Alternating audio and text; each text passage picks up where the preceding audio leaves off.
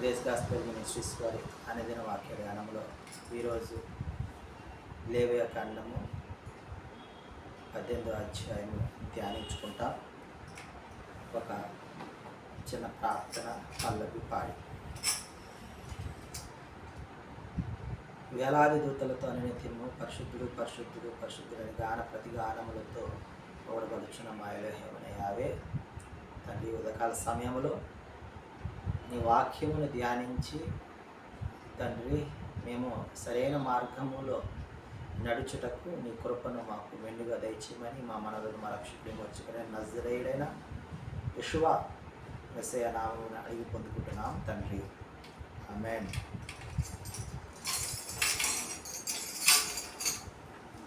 ఆహాయ బురాయపుడు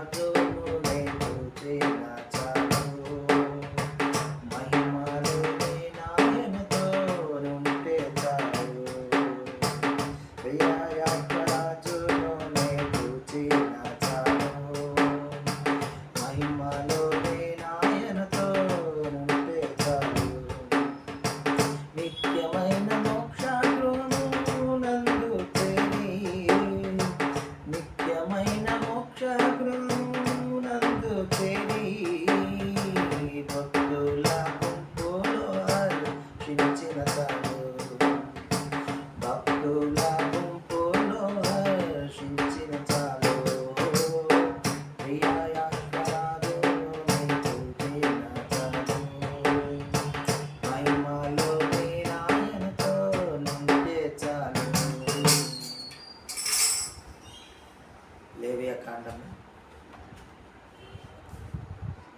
18వ అధ్యాయం 1వ వచనం. హషెం అంటే యావే మోషేతో ఈ విధంగా సెలవిస్తూ ఉన్నాడు. ఇజ్రాయేలీయులు ఐగుప్తు కానాను దేశ ఆచారాల ప్రకారం చొప్పున చేయకూడదు, ఆచరించకూడదు.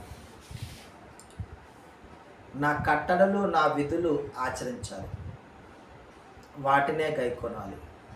వాటిని గైకొనువాడు వాటి వలన బ్రతుకును. నా కట్టడలను విధులను గైకొనువాడు ఆ కట్టడ విధుల వలనే వాడు బ్రతుకుతాడు అని తెలియజేస్తూ ఉన్నాడు.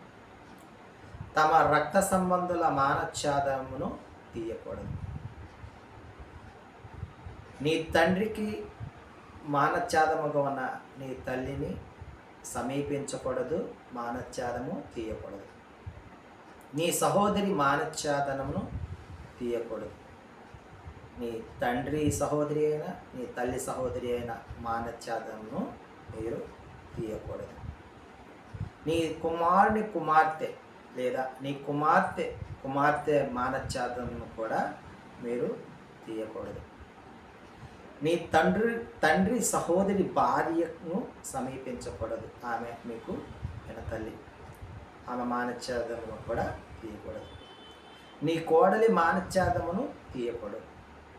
నీ సహోదరుని భార్యను కూడా సమీపించకూడదు. మానఛాదమును తీయకూడదు అంటే వారిని కూడకూడదు, వారిని మోహించకూడదు అనే విషయాన్ని జ్ఞాపకం చేస్తూ ఉన్నాడు. నీ సహోదరిని భార్యను కూడా సమీపించకూడదు.